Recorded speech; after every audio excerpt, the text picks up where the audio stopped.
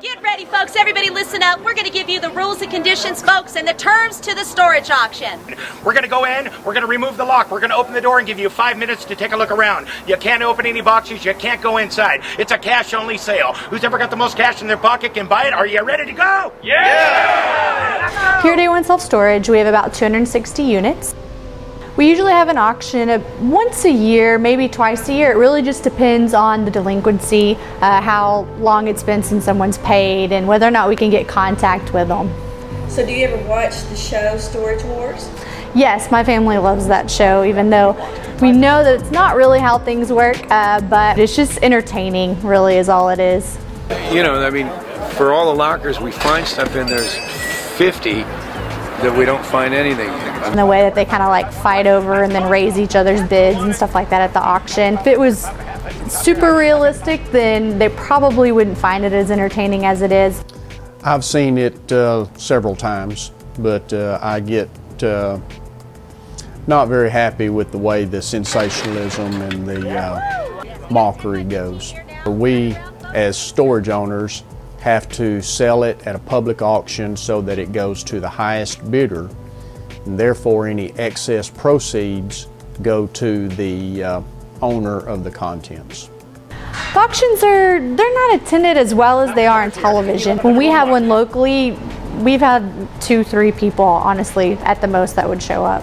We don't have any idea what people are storing in their units. We basically just rent it out to them. They purchase their own lock, they put it on their building, and from there on out, we have no clue unless they were to go delinquent and we had to cut their lock or anything like that. We would then have to inventory what they have in it.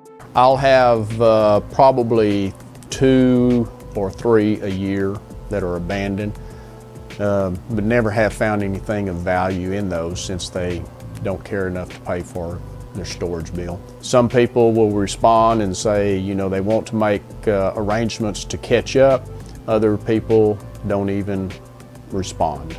If it was anything of value, they would come back and claim it. They would not let it go off to auction. I try to get to 2 or 3 a month.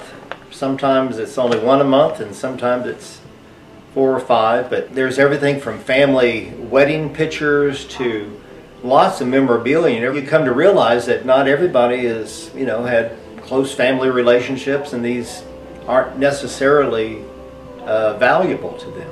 If I come across something that is, you know, a personal item, I do try to return it to the family. A lot of these older folks used to use their books in their library as their bank. So I would advise anybody that's selling off the family library, just go through those books. I ran across one couple, they said, oh, we're so glad we looked, because they found several thousands of dollars that were just tucked away in these books that they probably would have, you know, sold all the books for $5, you know, so it pays to look. We'll ask the person that wins the contents at auction that if they would like, they return the personal effects, and we will contact the owner to see if they would stop by and pick them up. Anytime you find a unit that's got a lot of personal items in it, and if that's one that you're having to hold an auction for, here at A1 we would keep the photos, especially the photo albums, and just scrap pieces of letters and stuff like that. We'd keep them in a box and we'd notify them and give them the opportunity to come up and pick it up, and just, you know, no strings attached. We're not charging you anything for this. Like, we know that this is important to you and we want you to have it, because ultimately, you know, it's their life, and sometimes they're going through hard times and they can't pay, and you just feel really bad. They kind of forget what they've stored, and even though you reach out to them and let them know that that's what you've got, they still don't come by and they don't pick it up. The very first thing I found in one of these sales was a book that was signed by Enzo Ferrari. He was the really the man behind the famous Ferrari car, and sure enough, it's signed in blue Sharpie, and so that little $5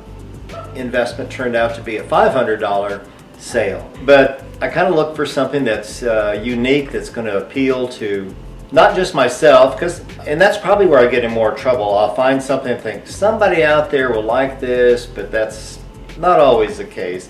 Usually better finding things that I really like because I might really get stuck with it otherwise. But I have to get out and see what's out there. I think there's treasures to be found. And sometimes I'm right, sometimes I'm wrong, but I like to go look.